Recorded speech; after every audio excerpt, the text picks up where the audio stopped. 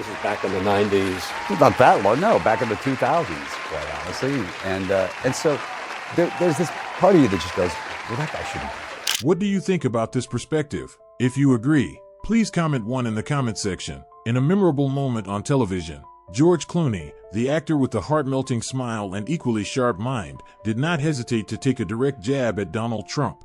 With a calm, arrogant air and the demeanor of someone who knows what he is talking about, Clooney looked back, shook his head in dismay, and said something that made the audience nod their heads. That guy should not be president. No frills, no beating around the bush, just a short but accurate shot. Typical of Clooney, someone who can charm and slash simultaneously and still leave you wanting more. I'm worried about the coarsening of America. I'm worried about how we celebrate unkindness. I worry about things. I'll tell you. I look at, so we're sending, the new joke, the new cruelty is let's send migrants, people who are seeking asylum and they're legally here. Let's send them without any warning, because it's fun to own the liberals. George Clooney opens with a sarcastic lament about America's coarsening, and it's not hard to guess who's at the center of this cruel drama. He zeroes in on the 2022 incident when Florida Gov. Ron DeSantis, a Trump ally, sent migrants to Martha's Vineyard and Vice President Kamala Harris's home as a political stunt to prank the left. Clooney, in a tone that's both bemused and sarcastic, calls it the new joke, the new cruelty, a sickening kind of fun that Trump and his camp seem to relish. Granted, Trump didn't directly order it. Still, the culture of showing off meanness that Clooney criticizes bears the hallmarks of the man who called Mexican immigrants criminals and rapists during the 2016 campaign, and who isn't above making fun of other people's pain. The irony here is that Clooney paints Trump as a clown leading a crowd of cheerleaders for inhumanity, as if America is now an arena where kindness is seen as weakness and cruelty is applauded. To be fair, Trump did not invent this dirty political game. It has been around for a long time in American history. But he certainly elevated it to an art form, turning asylum seekers into pawns in a tit-for-tat game with the opposition. Clooney, with a face that must have smelt like he had just smelled garbage, points out the absurdity of having fun by putting others in trouble, a kind of comedy that only Trump and his fans probably find funny. I know Donald Trump, that's the thing, is people, I have his phone number in my phone book. He was the guy that came to the bars and asked me about which cocktail waitress was single. That's who he was. This is back in the 90s. Not that long, no, back in the 2000s, quite honestly. And so there's this part of you that just goes, well, that guy shouldn't be. This is Clooney's most direct satirical punch. He reimagines a Trump from the 2000s, not the powerful billionaire or the politician, but a guy hanging around a bar, asking Clooney which waitresses are single. Objectively, the image is perfect. Trump, with his flaming blonde hair and ego bigger than his bar tab, is not a man of great decisions but a low-key playboy who loves to flirt and show off. Clooney, with a tone of surprise and disdain, is saying, I know this guy, and trust me, you don't want him running the country. The humor is in the contrast. From a bar-hopping guy in the 2000s, Trump ascends to the presidency in 2016, and Clooney still can't believe his eyes. To be fair, Trump is not the first politician to have a philandering past. Bill Clinton was dissected for the same. But Clooney is not interested in fairness. He paints Trump as a bad boy who never grew up, someone you would never in your wildest dreams imagine leading America. That guy shouldn't be president is more than just a comment. It's a sarcastic remark, as if Clooney is shaking his head at the American electorate. Who did you elect? It's a short shot, but it's enough to make Trump blush if he's embarrassed, which he probably isn't.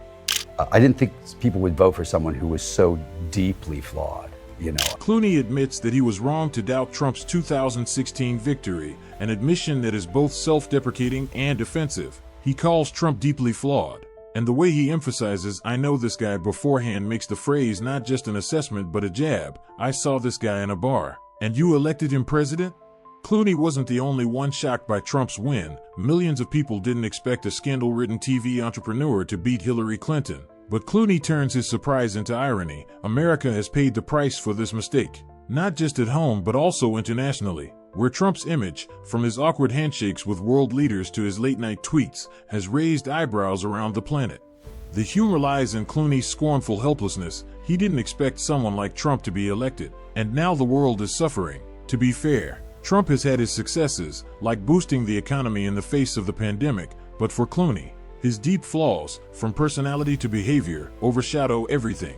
He doesn't detail the cost to democracy, perhaps the 2021 Capitol riots or unprecedented division, but Clooney's "I warned you so" tone is enough to make you wonder, yeah, why did we let this guy in? It's a jab not just at Trump but at the voters who elected him. How do you feel about the likely prospect of a Biden-Trump rematch in 2024?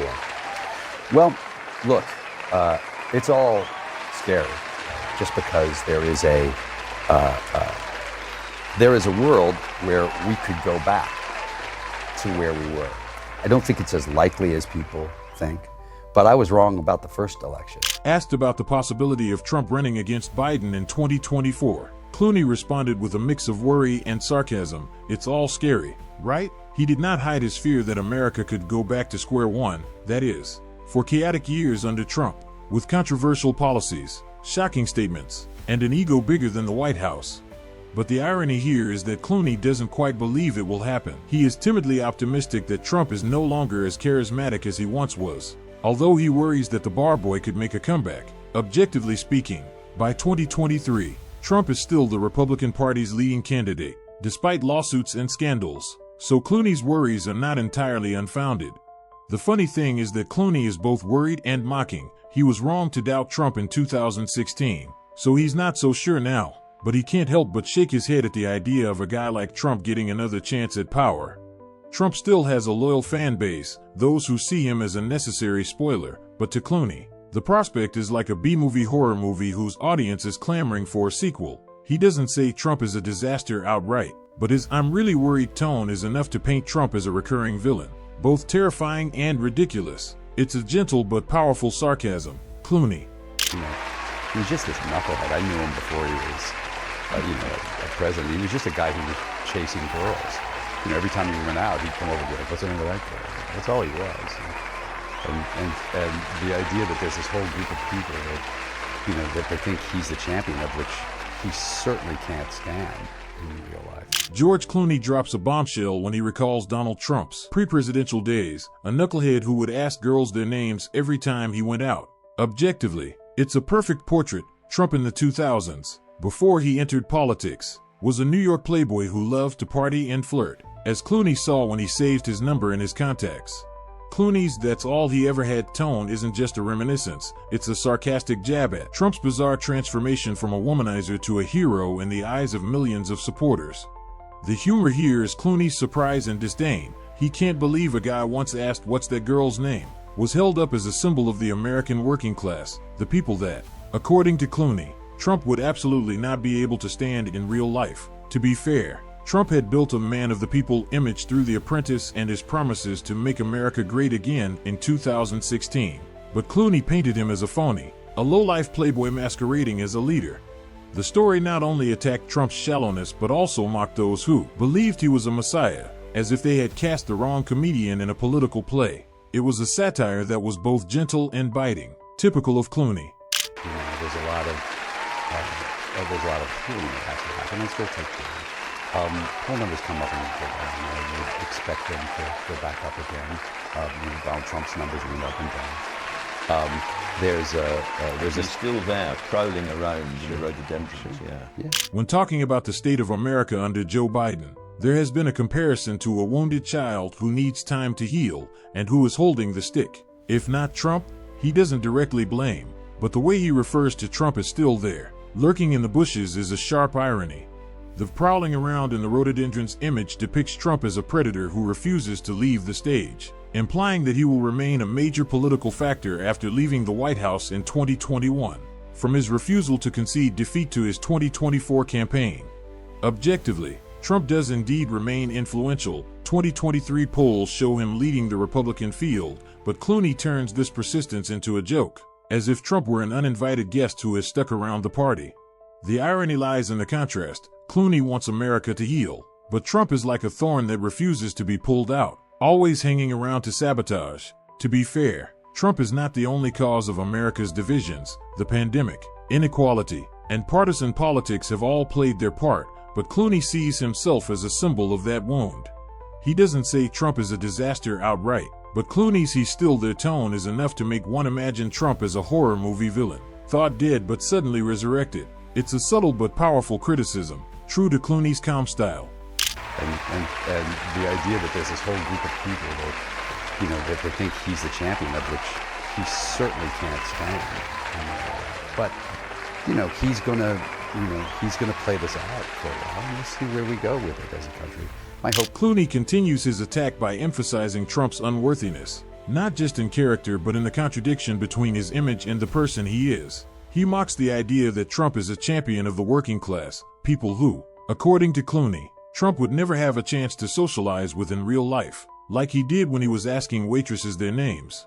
Objectively, Trump won the hearts of many working-class whites in 2016 with his promise to bring back jobs. But Clooney finds it ridiculous. A billionaire living in a gold-plated penthouse is of man of the people. The line, "My hope is we have a little better sense," is a gentle but pointed jab, as if he is saying to American voters, "You made the wrong choice once. Don't be stupid again." The humor here is Clooney's mixed hope and disappointment. He doesn't believe people will elect Trump again, referring to the 2024 election.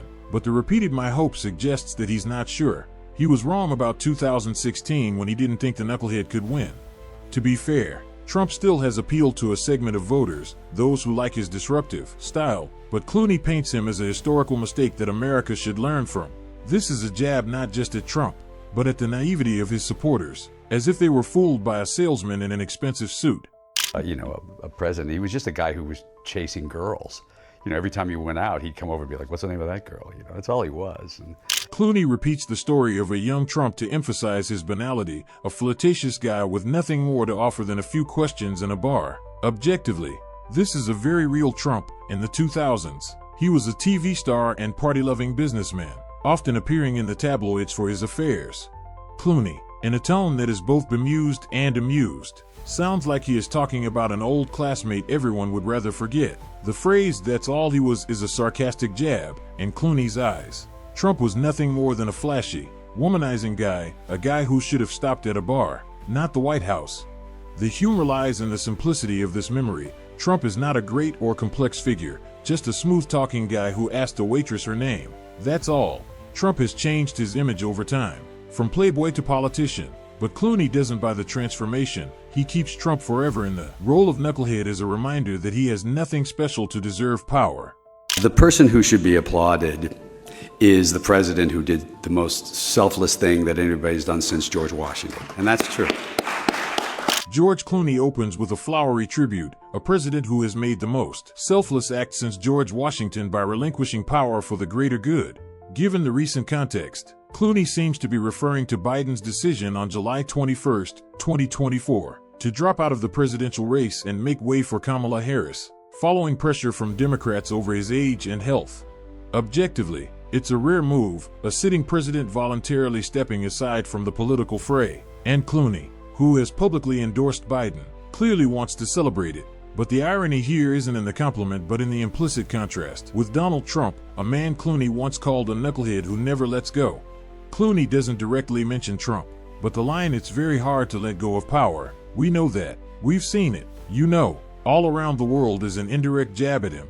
Who doesn't remember Trump after the 2020 election, when he refused to concede, shouted about election fraud on Twitter, and was even accused of inciting the Capitol riot on January 6, 2021, to cling to power? Clooney, in a tone that is both gentle and venomous, seems to wink at the audience. We all know a guy who can't do that, right? The humor lies in the contrast. Biden is portrayed as a saint who has given up his throne, while Trump is portrayed as a child clinging to his favorite toy, even though the whole world has said time's up. To be fair, Trump is not the only leader who clings to power. Dictators and politicians everywhere do, but Clooney's choice to praise Biden makes Trump look like a laughingstock, a selfish jerk who one could imagine writhing in some azalea bush. And so anybody, all the machinations that got us there, that's all, none of that's going to be remembered. And it shouldn't be. What should be remembered is the selfless act of someone who, it's very hard to let go of power. We know that. We've seen it, all around the world. And for someone to say, I think there's a better way forward, That's all the credit goes to him. And that's really the truth. And all the rest of it will be long gone and forgotten. Clooney went on to insist that the machinations that led to Biden's decision, such as pressure from Democrats or criticism from Clooney himself in a July 2024 New York Times op-ed calling for Biden to withdraw, were irrelevant. What was memorable was the innocent action. But the irony here was a subtle jab at Trump, if all the rest will be forgotten. Then Trump's legacy, from his crazy tweets to his riots, isn't worth preserving.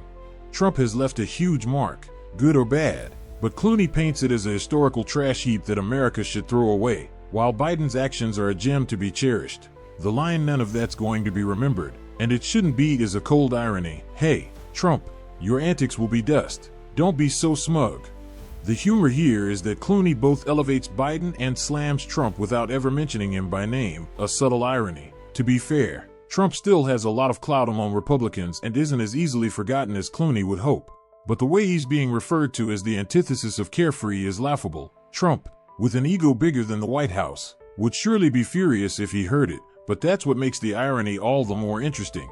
I'm just very proud of where we are in the state of the world right now, which I think many people are surprised by, and I think we're all very excited for the future. It ends with an optimistic view of the state of the world, perhaps a reference to Biden's withdrawal, paving the way for a new future with Harris or an America that avoids the scenario of Trump's re-election in 2024. But the irony lies in the implicit attack on Trump as part of the dark past that Clooney wants to leave behind.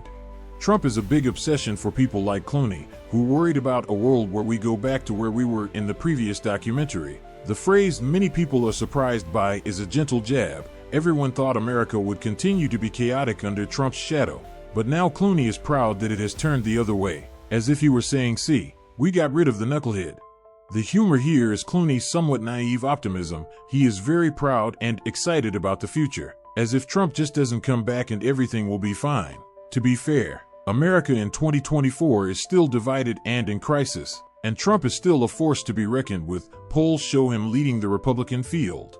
But Clooney doesn't care. He paints Trump as an old ghost that America has overcome, a guy who once lurked in the bushes but is now just an ugly memory. It's an indirect but powerful irony. Trump is not the future, but a mistake from the past, and Clooney hopes people will forget him like a bad movie.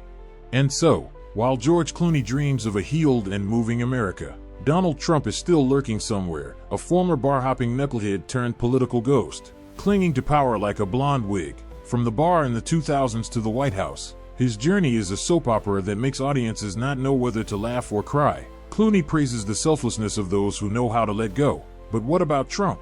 Perhaps he is still lurking in the azalea bushes, waiting to return to prove that, for him, power is not something to be given up, but a toy to be held forever. A story that is both scary and funny, very Trumpian, very American in this era.